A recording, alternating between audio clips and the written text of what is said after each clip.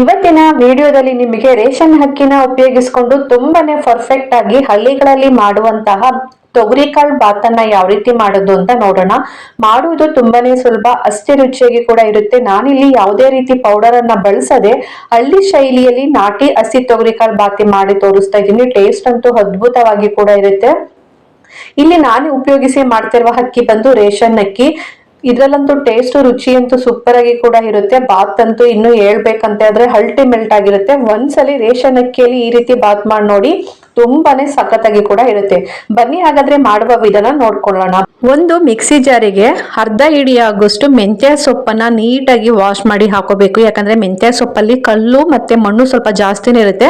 2-3 ಬಾರಿ ಚೆನ್ನಾಗಿ ತೊಳೆದ್ಬಿಟ್ಟು ಹಾಕೊಳ್ಳಿ. ಹಾಗೆ ಒಂದು ಅರ್ಧ ಹಿಡಿ ಆಗುವಷ್ಟು ನಾನಿಲ್ಲಿ ಪುದೀನ ಸೊಪ್ಪನ್ನ ಇದನ್ನು ಕೂಡ ನೀಟಾಗಿ ವಾಶ್ ಮಾಡಿಬಿಟ್ಟು ಹಾಕೊಳ್ತಾ ಇದ್ದೀನಿ. ಹಾಗೇನೆ ಅರ್ಧ ಹಿಡಿ ಆಗುವಷ್ಟು ಕೊತ್ತಂಬರಿ ಸೊಪ್ಪನ್ನ ನೀಟಾಗಿ ವಾಶ್ ಮಾಡಿ ಹಾಕೊಳ್ತಾ ಇದ್ದೀನಿ.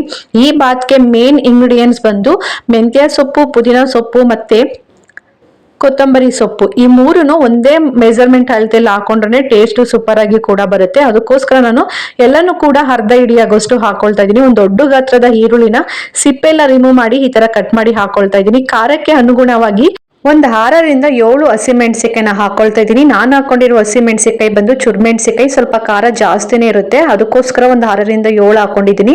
ನಿಮ್ಗೆ ಖಾರಕ್ಕೆ ಎಷ್ಟು ಬೇಕೋ ಅಷ್ಟು ನೋಡ್ಕೊಂಡು ಹಸಿಮೆಣಸಿಕಾಯಿನ ಹಾಕೊಳ್ಳಿ. ಹಾಗೇನೆ 2 ಇಂಚ್ ಆಗೋಷ್ಟು ಶುಂಠಿ ಸಿಪ್ಪೆಲ್ಲ ರಿಮೂವ್ ಮಾಡಿ ಸ್ವಲ್ಪ ಕಲ್ಲಿಂದ ಕ್ರಶ್ ಮಾಡಿ ಹಾಕೊಂಡಿದ್ದೀನಿ. ಹಾಗೆ 3 ಗೆಡ್ಡೆ ಬೆಳ್ಳುಳ್ಳಿನ ಹಾಕೊಂಡಿದ್ದೀನಿ. ಅರ್ಧ ಹಿಡಿ ಆಗೋಷ್ಟು ತೆಂಗಿನಕಾಯಿನ ಪೀಸ್ ಮಾಡಿ ಈ ತರ ಹಾಕೊಳ್ತಾ ಇದ್ದೀನಿ.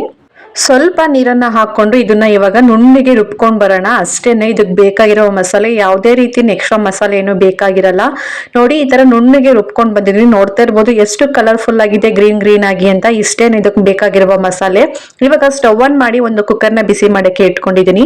ಕುಕ್ಕರ್ ಬಿಸಿಯಾಗಿದ ನಂತರ ಏನಿಲ್ಲ ಅಂದ್ರೂ ನಾನಿಲ್ಲಿ 4-5 ಟೇಬಲ್ ಸ್ಪೂನ್ ಆಗೋಷ್ಟು ಎಣ್ಣೆ ಹಾಕೊಂಡಿದ್ದೀನಿ. ಎಣ್ಣೆ ಬಿಸಿಯಾಗಿದ ನಂತರ ನಾನಿಲ್ಲಿ ಅರ್ಧ ಟೇಬಲ್ ಸ್ಪೂನ್ ಆಗೋಷ್ಟು ಕಾಳ್ಮೆಣಸು, 1 ಇಂಚ್ ಆಗೋಷ್ಟು ಚಕ್ಕೆ, ಒಂದು 5-6 ಲವಂಗ, ಒಂದು ಏಲಕ್ಕಿ, 1 ಟೇಬಲ್ ಸ್ಪೂನ್ ಆಗೋಷ್ಟು ನಾನಿಲ್ಲಿ ಸೋಂಕಾಳನ್ನ ಹಾಕೊಂಡಿದ್ದೀನಿ. ಹಾಗೆ ಒಂದು ಅರ್ಧ ಟೇಬಲ್ ಸ್ಪೂನ್ ಆಗೋಷ್ಟು ಗಸಗಸೆ, ಪಲಾವ್ ಎಲೆ, ಮರಾಠಿ ಮೊಗ್ಗು ಮತ್ತೆ ಕಲ್ಲು ಹೂವನ್ನ ಹಾಕೊಂಡಿದ್ದೀನಿ ಅಷ್ಟೇ. ಮತ್ತೆ ಸ್ಟಾರ್ ಹೂವ.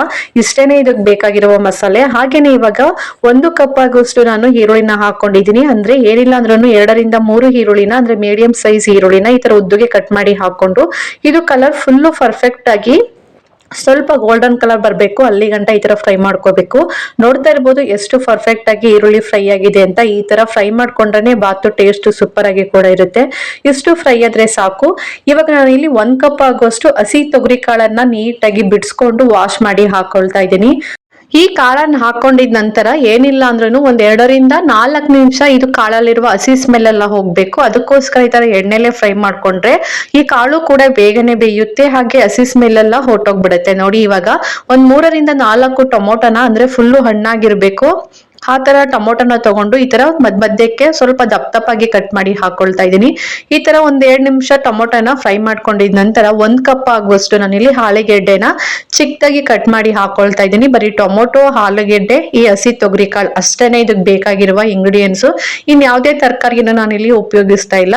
ಟೇಸ್ಟ್ ಅಂತೂ ಸೂಪರ್ ಆಗಿ ಕೂಡ ಇರುತ್ತೆ. ನೋಡಿ ಈ ತರ ಎಣ್ಣೆಲಿ ಫ್ರೈ ಮಾಡ್ಕೊಂಡಿದ ನಂತರ ನಾವು ಅವಾಗ್ಲೇನೆ ಮಸಾಲೆನ ರುಬ್ಬಿ ಇಟ್ಕೊಂಡಿದ್ವಲ್ಲ, ಆ ಮಸಾಲೆನೂ ಕೂಡ ಹಾಕೊಳ್ತಾ ಇದ್ದೀನಿ. ಈ ಮಸಾಲೆ ಎಲ್ಲ ಹಾಕೊಂಡಿದ ನಂತರ ಈ ಮಸಾಲೆನೂ ಕೂಡ ಎಣ್ಣೆ ಜೊತೆಗೆ ಚೆನ್ನಾಗಿ ಫ್ರೈ ಆಗ್ಬೇಕು. ಅದು ಹಸಿ ಸ್ಮೆಲ್ ಎಲ್ಲ ಹೋಗ್ಬೇಕು. ಅಲ್ಲಿ ಗಂಟ ಇದನ್ನ ಈ ತರ ಫ್ರೈ ಮಾಡ್ಕೋಬೇಕಾಗತ್ತೆ.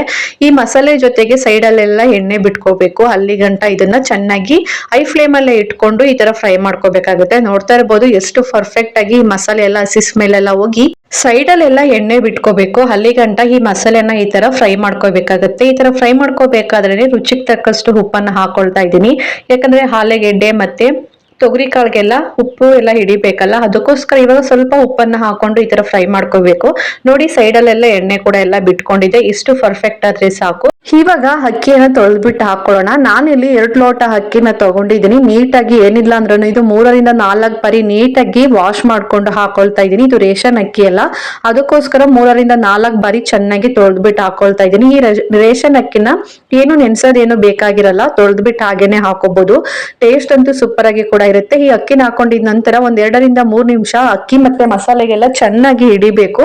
ಅದಕ್ಕೋಸ್ಕರ ಈ ತರ ಒಂದ್ಸಲಿ ನೀಟಾಗಿ ಮಿಕ್ಸ್ ಮಾಡ್ಕೊಂಡ್ರೆ ಆಯ್ತು. ನೋಡಿ ಎಷ್ಟು ಕಲರ್ಫುಲ್ ಆಗಿ, ಎಷ್ಟು ಗ್ರೀನ್ ಆಗಿ ಕಾಣಿಸ್ತಾ ಇದೆ ಅಲ್ವಾ. ಈ ತರ ಚೆನ್ನಾಗಿ ನೀಟಾಗಿ ಒಂದ್ಸಲಿ ಮಿಕ್ಸ್ ಮಾಡ್ಕೋಬೇಕಾಗುತ್ತೆ ನೋಡಿ. ಈ ತರ ನೀಟಾಗಿ ಮಿಕ್ಸ್ ಮಾಡ್ಕೊಂಡಿದ ನಂತರ 2 ಲೋಟ ಅಕ್ಕಿಗೆ ನಾನಿಲ್ಲಿ 4 ಲೋಟ ನೀರನ್ನ ಹಾಕೊಳ್ತಾ ಇದ್ದೀನಿ.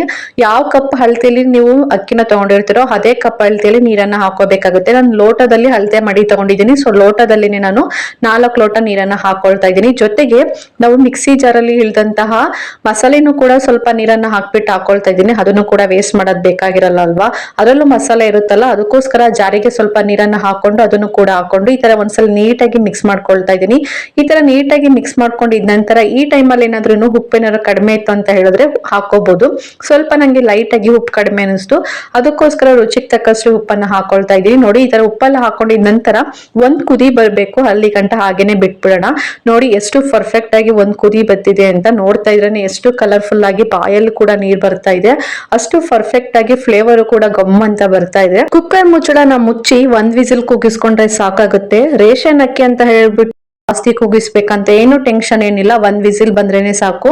1 ವಿಸಿಲ್ ಕೂಡ ಬಂದಿದೆ. ಇವಾಗ ಕುಕ್ಕರ್ ವಿಸಿಲ್ ಕೂಡ ಹೋಗಿದೆ. ಓಪನ್ ಮಾಡಿ ತೋರಿಸ್ತಾ ಇದ್ದೀನಿ ಎಷ್ಟು ಪರ್ಫೆಕ್ಟ್ ಆಗಿ ಆ ಮಸಾಲೆ ಎಲ್ಲ ಕ್ಲೀನ್ ಆಗಿ ಹಿಡಿದಿದೆ ಅಂತ ನೋಡ್ತಾ ಇರ್ಬೋದು.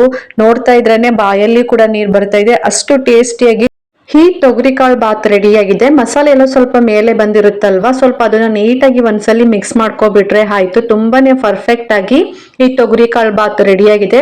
ಟೇಸ್ಟ್ ಅಂತೂ ಸೂಪರ್ ಆಗಿ ಕೂಡ ಇರುತ್ತೆ. ಒಂದ್ಸಲಿ ತಿಂದವರು ಪದೇ ಪದೇ ಕೇಳ್ತಾನೆ ಇರ್ತಾರೆ, ರೇಷನ್ ಅಕ್ಕಿನ ಉಪಯೋಗಿಸ್ಕೊಂಡು ಈ ರೀತಿ ಬಾತ್ ಮಾಡ್ಕೊಡಿ ಅಂತ. ಅಷ್ಟು ಸಖತ್ತಾಗಿ ಕೂಡ ಇರುತ್ತೆ. ನಾನು ಹೇಳ್ಕೊಟ್ಟ ವಿಧಾನದಲ್ಲಿ ನೀವು ನಾಟಿ ಸ್ಟೈಲ್ ಅಲ್ಲಿ ತೊಗರಿಕಾಳು ಬಾತನ್ನ ಇವತ್ತೇ ಟ್ರೈ ಮಾಡಿ ನೋಡಿ. ಹೇಗ್ ಬಂತು ಅಂತ ಮರೀದನೆ ಕಮೆಂಟ್ ಮೂಲಕ ತಿಳಿಸಿ. ಹೊಸದಾಗಿ ನಮ್ಮ ಚಾನಲ್ ನೋಡ್ತಾ ಇದ್ರೆ ಪ್ಲೀಸ್ ಸಬ್ಸ್ಕ್ರೈಬ್ ಮಾಡ್ಕೊಳ್ಳಿ, ಹಾಗೆ ಪಕ್ಕದಲ್ಲಿರುವ ಬೆಲ್ ಐಕನ್ನ ಕ್ಲಿಕ್ ಮಾಡಿ. ಸಿಗೋಣ ನೆಕ್ಸ್ಟ್ ವಿಡಿಯೋದಲ್ಲಿ. ಬಾಯ್ ಬಾಯ್, ಟೇಕ್ ಕೇರ್.